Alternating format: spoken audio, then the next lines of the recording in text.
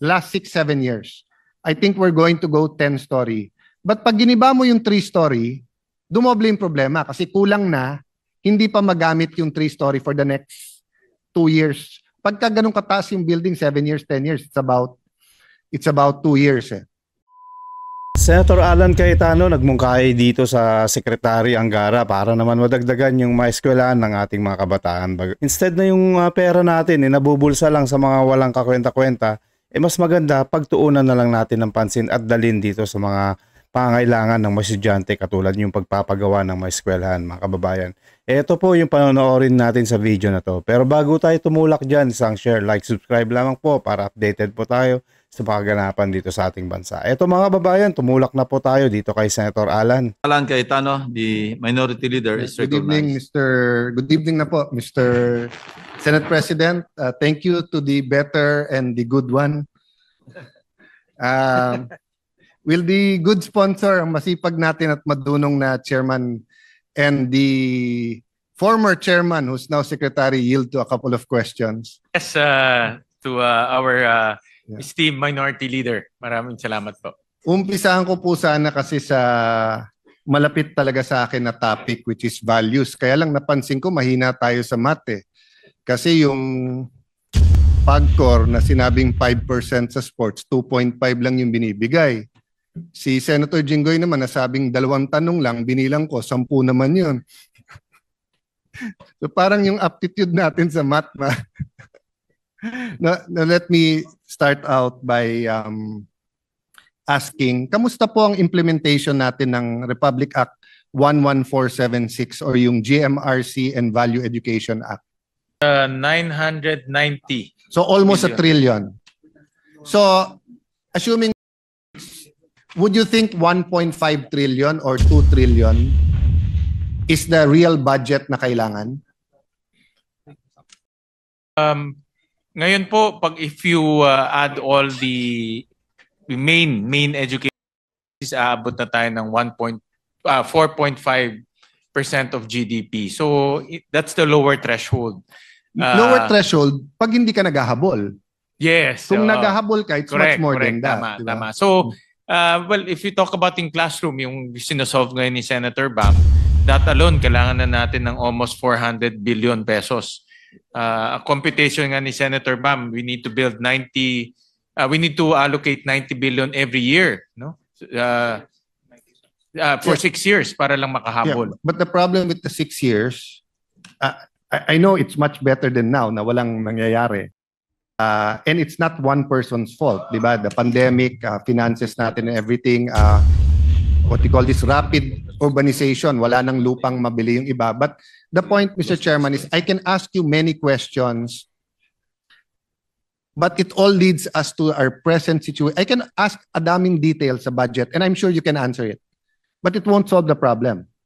So if we didn't have to deal with the private schools, the universities, the experts, etc., if we were not talking about DepEd and K-12, di ba? Kung limbawa, ang nag-uusap lang Sec Sani, Sec Joel, Senator Loren, Senator Tiveros, SP, and tayo, business, halimbawa.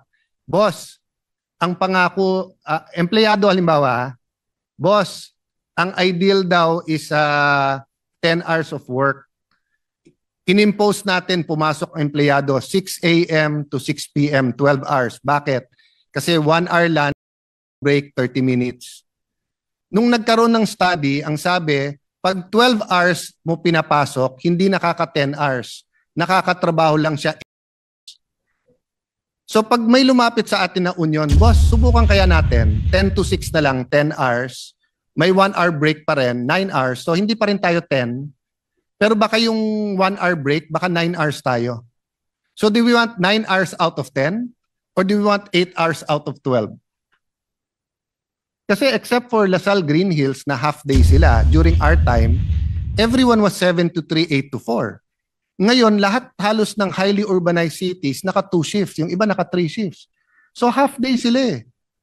So I mean, I can go on and on arguing with the experts na in all the world, K-12, sorry Saksani, naiisip ko dad mo. when I say the experts, di ba? But even him did not predict the pandemic and did not see na Vietnam ma-overtake tayo and that ngayon, di ba? I think last year, 2 years ago, the Minister of Education of Singapore was talking about something level of AI in grade 1, 2, and 3. Na tayo lahat nandun pa sa ano yung AI, di ba? Pati yung ano, kinakanta nyo ba nung elementary kayo yung Oh McDonald had a farm, di ba? Oh, pati yun, AI, AIO na ngayon eh. Oh, may AI na rin si ano, Oh McDonald. Tayo wala pa rin eh. Hindi mo pwedeng sabihin sa elementary at high school ngayon na may track tayo na AI because very few public school have computer laboratories. No, so my point is, if you're going to tell me now, don't worry, we have a 2-year plan, maybe 3-year plan. Even 3-year plan, I'll worry kasi may bago ng presidente by then eh. So, what do we do, Mr. Chairman? Do we just add to their budget? Or do we add radically para kaya? Or do we take out 1 or 2 years? Let's not sugarcoat it. There's no other way. If you take out 2 years now, we will have Sec Sani as the best education secretary in our history. No, I'm not kidding. With your talent, with your connections, with your Sec Sani, ang problema mo, we're giving you more than you can more food than you can eat. 'Di ba? We're asking you to do the impossible with the present budget and the growth of population, the migration to public school, and all the other problems that you yourself in EDCOM, wala ako dun sa EDCOM 1 masyad, kayo yon, EDCOM 2, di ba? But my point is, ayaw natin mag-decide eh. Ayaw natin mag-K to 10 ulit, ayaw natin mag-K to 11, ayaw din naman natin buhusan ng pera yung education, so we're stuck. So what do we do? What's the win-win situation? I see the win, but I don't see the win-win pa. Mr. President, for now, dahil ini-implement natin yung K-12, so nag-a-add tayo ng pondo. Actually, malaking pondo ang in-add natin. From NEP to GAB, umabot na ng close to about 150 billion ang in-add natin. So, yun po ang ating approach dahil pinapatupad pa ho yung ating current setup right now. Yeah. But, Mr. President, I'll go to a next topic which is stunting. And I'm not calling anyone stupid. It's unbiblical. And if I call anyone stupid, then I'm also stupid because I'm part of this also. No? But sabi ni Einstein, if we keep doing the same thing and expecting different result, that's stupidity. Kasi hindi magbabago eh. So, insanity is the better, and tama naman, insanity, but yun nga. But I don't think we're insane, Senator Bam. Diba? I mean, that's why nga we're, you need a little bit of radical thinking, and some people will think you're insane, but we're not insane. So the thing is, we're adding, Mr. Chairman, but not enough to make a change. So we're doing the same thing every administration and every Senate and Congress is doing na kailangan natin ayusin ng konti, dagdagan. That's why nga, sabi ko sa DSWD kanina, who wants to tell DepEd, get rid of some of your feeding programs? Pero ang finding ng DOST is 12% lang yung stunting 6 to 11 months old. Pero 1 to 2 years old, it becomes 30%. So ang kailangan natin feeding sa 1 to 2 years old, hindi sa grade 5 o grade 6. Of course, gusto ko pa rin may feeding doon, di ba? Pero kung nasa grade 5 na at stunted na siya, hindi na marireverse yon. So unless we have the kind of change that really will produce the results. So let me put it another way. In the same way that you chose 900 schools for your new curriculum, would we consider, so opening ng classes in 2026 is still June? So if we have 6 months, would you consider 100 or 200 schools na mag K to 10 and see if they do much better than the K to 12? Again, you don't have to answer now, kasi there's a lot of people to consult. But di ba, Senator Enrile got buried, his remains were buried, were put, his remains, they were put to rest Saturday, no? You know, nagpapanik na tayo sa social media. Siya nung pinanganak siya, bago pa lang ang radyo. Nung nasa 30s siya, years old, bago pa lang ang TV. Pero iilan lang may TV. By the time he was 40, every house had a TV, nagbago yung culture. Nagbago talaga nung nagkaroon ng TV. Suddenly may majority opinion, TV dinners, etc. No? And tayo, praning na tayo na dumaan tayo sa isang pandemic, siya 2 pandemic pinagdaanan niya. Diba? So, I mean, it's funny, but look at the experience that he's been. I was talking to the Senate President kanina. We were talking about health. And we all wish that we'll be in our 80s, 90s, 100s, nakapagkwentuhan pa tayo ng hindi pa ulit-ulit. But can you imagine if we're 90 and 100 and we're watching the senators then and they're talking about the same thing pa rin? And half of what I said was said by senators in 1987. Diba? So can I leave it there? But can something change? Diba? The Secretary Sani is listening at ito rin isa sa mga pinag-uusapan natin sa EDCOM. You're also a member of EDCOM. So and ito pinag-aaralan mabuti ho ng Department of Education. But EDCOM kasi has to look at everything eh. This is a simple, the biggest picture is simple. Do we fund K-12 or do we make it K-11 or K-10? Until the time that we decide that, incremental lang, konti lang yung pagbabago. Even if we provide the 414 billion this year, even if we all agree suddenly, magkano yung sinurrender ni Secretary Vince? Almost 300 B, 200 something B? 255. 255. Even if we agree, Senator Bam, di ba? Even if we agree, tomorrow ba yung hearing mo kanina? Tomorrow? Sa food yon, no? Sa classroom, napasa na yung isa. Oh, sponsored na, okay. Even if we agree that we give 250 billion, hindi rin matatayo ka agad eh. Kasi takot din basta't bumili ng lupa na how do you say it in yung iratsada mo yung pagbili. Kasi may sistema pag-expropriate at pagbili. Usually yung katabi ng school is good commercial, so hindi basta ipagbibili yon, i-expropriate mo yon. Usually naman yung ipagbebenta na sa bukid, ayaw naman nila ng masyadong mura. Kung masyadong mahal bili mo, madidemanda ka naman, di ba? So the reality is, even if we give you all the money now, there are certain things you cannot solve in the next not even 5 years, no? So let me go to my last 2 points, no? So sa stunting, I made my point naman and you were forced to listen, Senator Secretary Angara, kasi nandun ka naman, no? But may I ask nga that joint with the DSWD, you really it's really the job of DOH eh. Ang problema, the Secretary is too busy traveling and inspecting health centers, hindi nagfo-focus sa anti-stunting, di ba? Yun yung problema. I mean, eto ang bigat na ng K-12 ha. Pero can you imagine if 1 out of 5 students by the time to get to grade 5 ay stunted na? Irreversible lang lalo mental stunting but also physical, di ba? Oh, to 5 years old, di ba? O 5 years old. So, wala na tayong pag-uusapan kung pagdating ng 5 years old, limited na yung kanyang learning at saka may physical no? Yung just going back to you're saying that you're implementing fully the Value Education Act. You know, I'd love your input. I'm sure Senator Win, sino pa yung ibang author sa Senate? Senator Joel. I'm sure you won't mind amending the law depending on what you say. But ang point ko, I'm rereading Lee Kuan Yew's third world to first. Lahat ng malaking problema nila, yung Chinese Singaporeans noon looked down on the military, so they didn't want to join the military. You would think that was an assignment given to the civil service or to the military. They gave it to DepEd.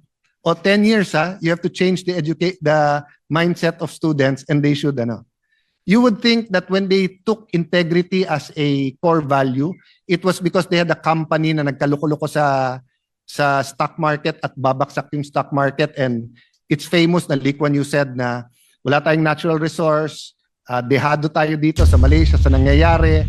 Communism is ongoing sa ating region. The British are, lahat yun public knowledge. Pero hindi public knowledge na inassign pala sa DepEd yun. Hindi mo basta't mapapalitan ang ugali ng tao in 5-10 years. You have to start at basic education. Si AP ba yan nasa likod? So ano ba siya ngayon? USEC? ASEC? ASEC AP ran very well with meager resources our university. But one thing he'd always tell us is that we will do what we can when they get to us. But when they get to us, na-form na yung values nila. Di ba? So doon ka pa rin sa, and he's a banker. So for a banker to say na limited ang pwede kong gawin, usually ang banker, sabihin mo lang, di ba? We will find a situation. So I just like to encourage you to strengthen this. Kasi alam mo, kahit mahina ka sa academics or whatever we call it now, sa tracks, etc., pag yung values ay solid, di ba? So no amount of schooling will make our country less corrupt. What will make our country less corrupt is our relationship to God and our core values. Tama, yun lang tama. yun. Agree. Yun lang yun. Di ba? No amount of laws will stop a philandering husband from having a lot of girlfriends and sidelines. It is only the best education in values and a better relationship with God and His wife that will stop it. Di ba? Ba't yung sasabihin, hindi, higpitan natin batas. Hindi, yung, sorry, Sen Bam, ang budget pwede i-blockchain pero loyalty mo sa asawa mo, hindi mo pwede i-blockchain Di ba? Values siya babaksak Di ba?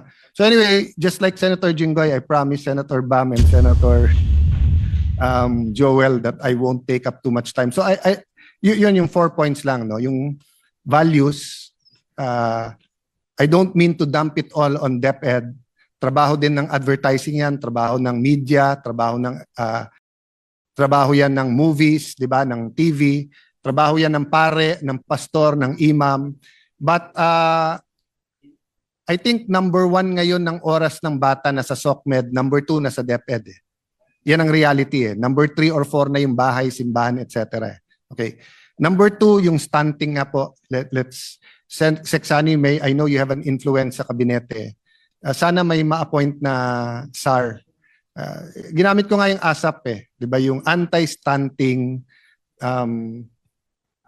action plan. Para as soon as possible din siya, 'di ba? Sana may chairman yung ASAP, 'di ba? Okay, sorry, kalaban ba ng ASAP ang Itbulaga sa sa noontime show or ibang oras, no? But linggo. But you know what? Since nakilala ko si Senator Soto, eto hindi to bola hindi dahil siya nandyan Since nakilala ko siya, 2/3 ng aming kwentuhan is about values. Pag tinatanong ko siya about First Congress, about how we debate, it's about how you respect. So, kunikwento niya kung sinong aral o hindi, but it's about values When he talked about RH and sila ni Senator Pia, Senator Miriam, ang layo nung it's about values. So when we talked about noontime shows, field trips, etc., nung araw kasi ang field trip natin hindi sa TV show Ngayon marami.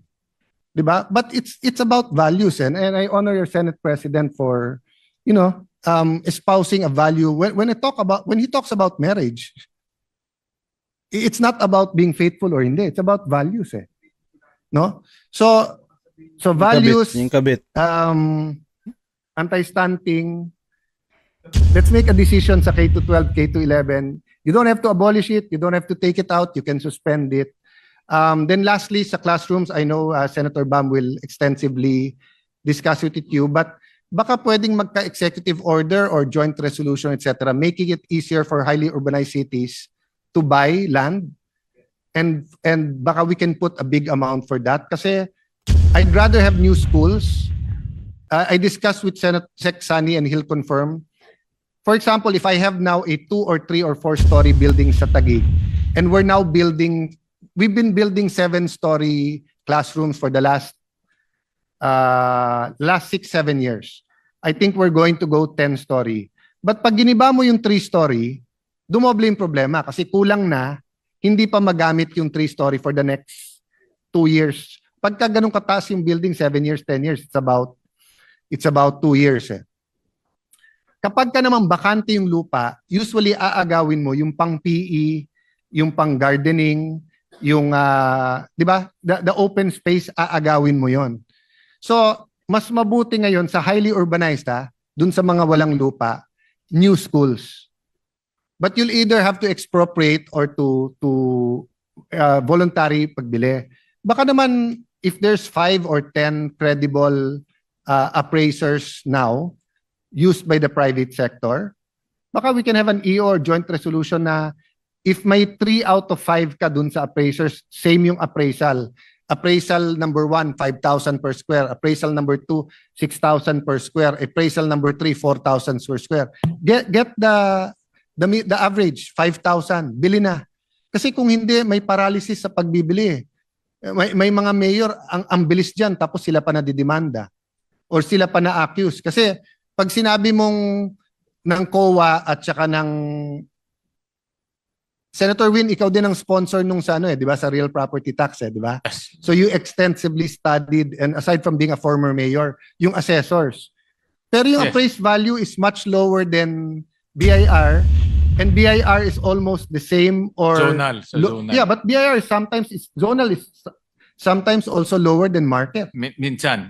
Like sing Taguig kasi maganda ang presyo, so mas mataas yung Yes, and- market value. And hindi namin tinaas yung real Yes. property since 2010. So Yeah. malayo na. But ang Correct. point ko, even sa zonal, pag halimbawa Fort Bonifacio yun at sinabi, halimbawa near the Senate, sa SP ang bili natin sa Senate, 80 ba? 80?